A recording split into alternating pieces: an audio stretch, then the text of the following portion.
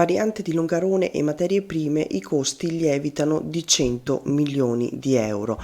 Le operazioni preliminari al cantiere sono già partite, gli interventi sull'asta del Piave tengono conto di quanto prevede il progetto di Simico. Apriamo con questa notizia la rassegna stampa di oggi, lunedì 13 ottobre, siamo sul Corriere delle Alpi, l'articolo è di Francesco Dalmas e appunto riporta la notizia dell'aumento dei costi per la realizzazione della variante di Longarone. Il commissario di governo Saldini: il nostro impegno è quello di assegnare i lavori prima delle Olimpiadi 2026. Inizia così anche l'articolo: la variante però, a causa dell'aumento dei costi delle materie prime, alla fine costerà praticamente 100 milioni di euro in più del previsto. Parola di Fabio Saldini, il commissario di governo e numero 1 di Simico, la società infrastrutture Milano Cortina 2020-2026, e i lavori precantiere sono già iniziati. Le imprese di Veneto Strade infatti sono al lavoro tra Pean di Vedoia e Fortonia per mettere in sicurezza la viabilità del posto. Gli interventi sull'asta del Piave tengono conto di quanto prevede il progetto di Simico. Anche per quanto riguarda lo scavo di inerti che servirà per i futuri tratti in rilevato della nuova arteria. La società infrastrutture Milano Cortina in attesa al momento del parere del Consiglio Superiore dei Lavori Pubblici relativamente alla procedura. La conferenza dei servizi infatti è già chiusa.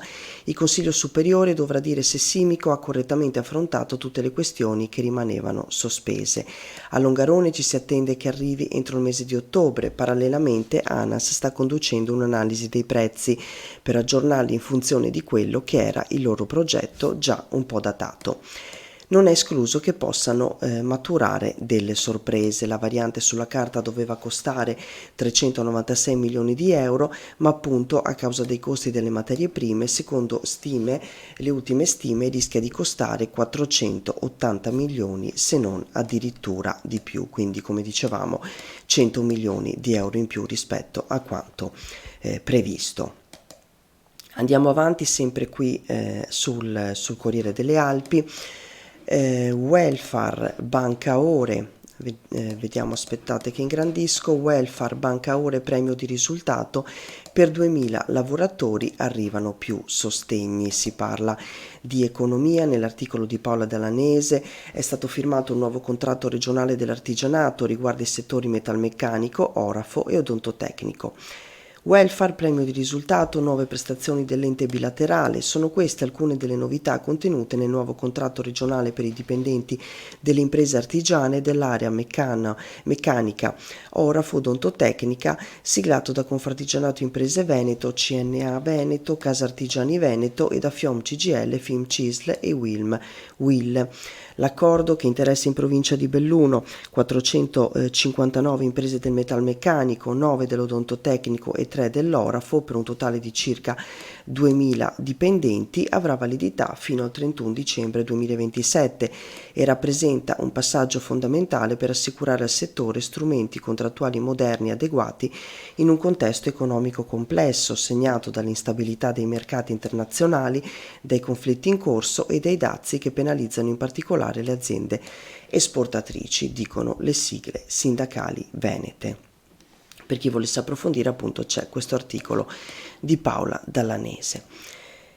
E poi nella pagina a fianco, successo per le giornate FAI, cambiamo argomento. Nel weekend 1400 visite, molto apprezzata dai cittadini l'apertura dell'ex seminario vescovile di Feltre, bene anche la chiesa di Santa Caterina e la collezione privata Anelli Monti a Tisoi. Quindi grande successo per l'iniziativa d'autunno, ci sono delle belle foto che lo mostrano e ne scrive Ivan Ferigo. 1378 visite nelle 2 giornate FAI d'autunno. Tra i beni aperti straordinariamente nel weekend svetta l'ex seminario vescovile di Feltre con 620 visitatori, mentre in 528 sono stati incuriositi dalla chiesa di Santa Caterina a Ponte nelle Alpi e in 230 dalla collezione privata Anelli Monti a Tisoi. Mentre non ci sono dati circa Monte Fontana Secca a Quero, dove c'era accesso esclusivamente ad un video racconto dedicato alla storia della Malga, dalla Grande Guerra al recupero del FAI. Al di là dei meri numeri, sottolinea il capo delegazione bellunese Adriano Barcelloni Corte, le giornate Fai da Tuno si sono confermate un momento prezioso di incontro e conoscenza, capace di valorizzare i beni culturali del territorio e le loro profonde connessioni con la comunità. Ci ha colpito la soddisfazione dei visitatori, molti dei quali si sono detti sorpresi e riconoscenti per le scoperte fatte grazie alle aperture del FAI. E come dicevamo quasi 1400 visite.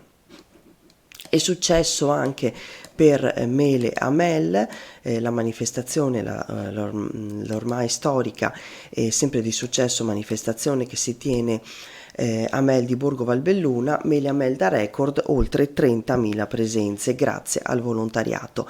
Tutto esaurito alla 25esima edizione della Kermesse dedicata alle eccellenze agricole e il presidente Barp dice pronti a tornare sotto Natale con prodotti tipici e animazioni, ne scrive anche qui Ivan Ferigo, e anche qui ci sono tante fotografie che mostrano alcuni momenti dell'iniziativa.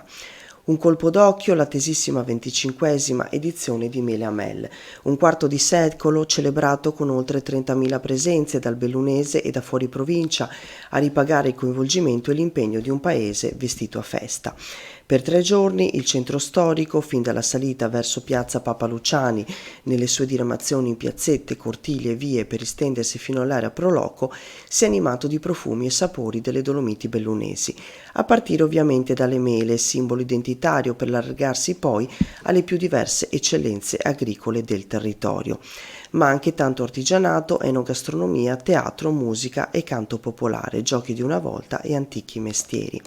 Siamo probabilmente a livello delle migliori performance, in base all'affluenza, ai capannoni per i pasti e parlando con i parcheggiatori siamo sicuramente su numeri molto elevati, 30.000 presenze, forse anche di più. Con queste parole tutta la gioia per quanto messo in piedi è espressa dal presidente Fabio Barp, vicepresidente del APS Mele a Mel, realtà organizzatrice della manifestazione insieme a Comune e Proloco Zumellese e alla collaborazione attiva di tanti gruppi frazionali e delle tante associazioni del paese.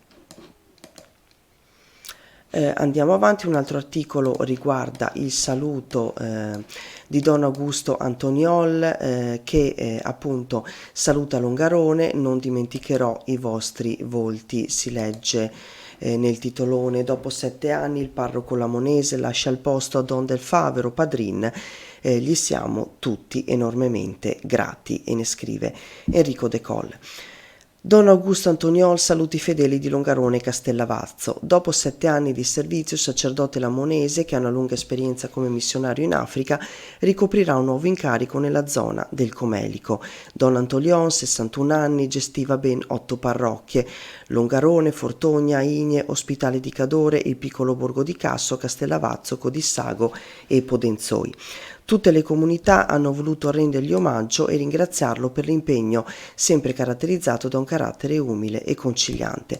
La comunità ti è grata, ha detto il sindaco Roberto Padrin, per le qualità che hai dimostrato, in primis semplicità e una presenza silenziosa ma efficace che ti hanno reso amico e spalla nei momenti importanti.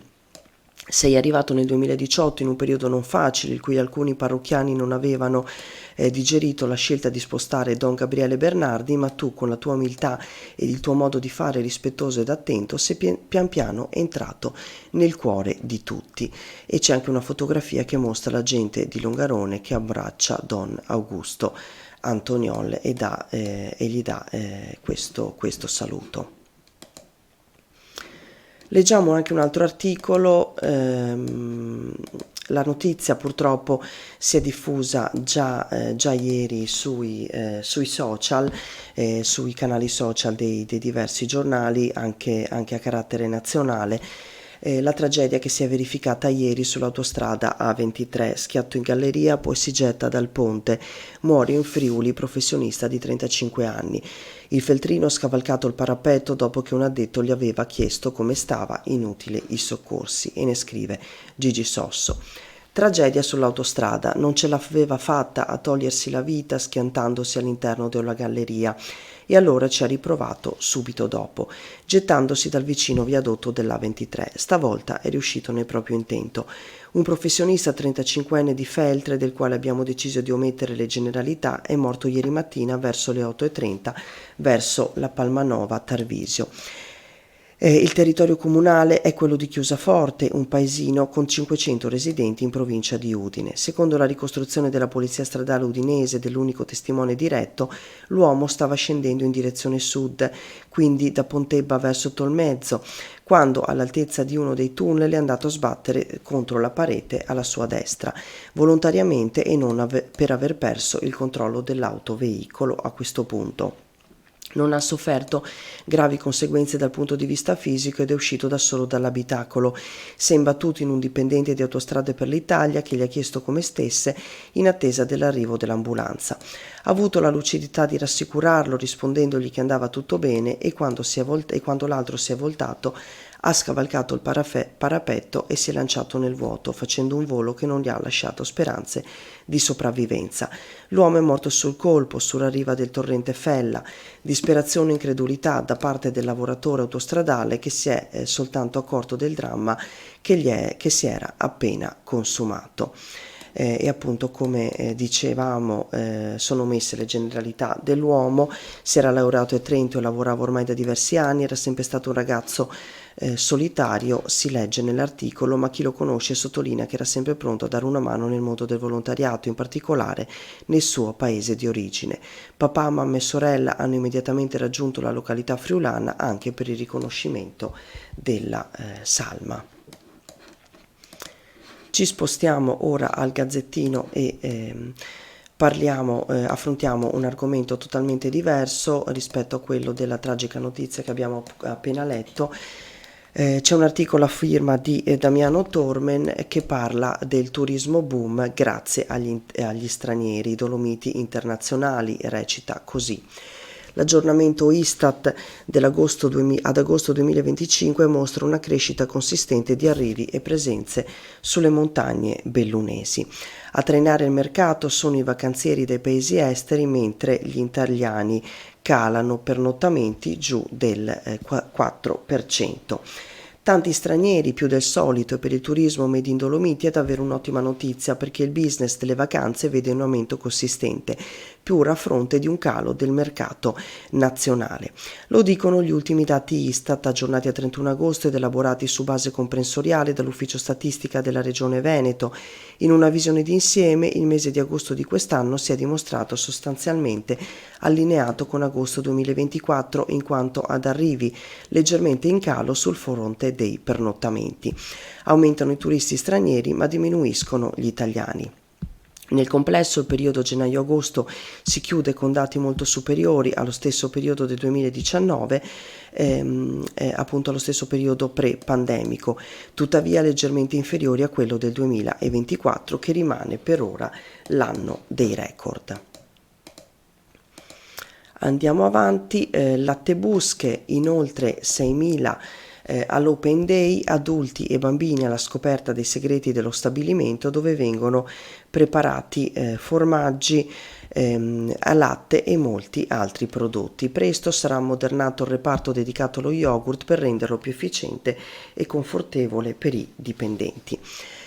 Siamo a Cesio Maggiore, oltre 6.000 persone hanno visitato nella giornata di ieri lo stabilimento Lattebusche di Cesio Maggiore in occasione del tradizionale Open Day, una giornata in cui curiosi e consumatori hanno potuto scoprire come vengono realizzati alcuni dei prodotti di punta del marchio Lattebusche. Adulti e bambini provenienti da tutto il Triveneto e non solo sono rimasti a bocca aperta nello scoprire cosa c'è dietro anche solo alla confezione del latte che al mattino trovano sulla tavola della colazione.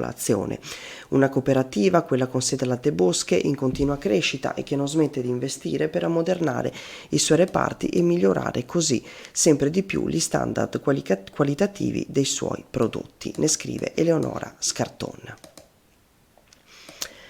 E ancora parliamo, ne scrive Marco Di Bona, siamo in questo caso a Cortina, parliamo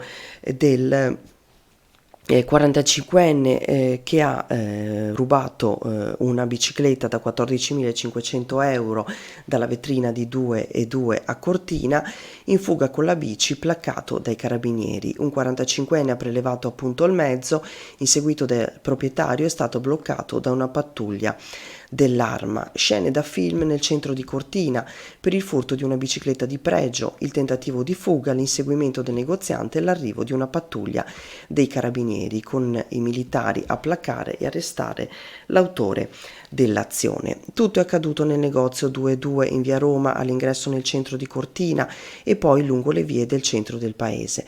Un cittadino romeno di 45 anni con precedenti di polizia e senza fissa dimora in Italia ha sottratto una costosa bicicletta pedalata assistita del valore di 14.500 euro che era esposta in vetrina e ha tentato di allontanarsi. Il negoziante se n'è accorto, ha visto quanto stava accadendo sui monitor del sistema di videosorveglianza e ha inseguito l'uomo appunto che è stato arrestato, è stato poi raggiunto e tratto in arresto in flagranza di reato con l'accusa di rapina impropria e l'uso di documenti falsi. Con questa notizia andiamo anche a chiudere la rassegna stampa di oggi. A tutti come sempre grazie per l'ascolto e un buon inizio settimana. A prestissimo.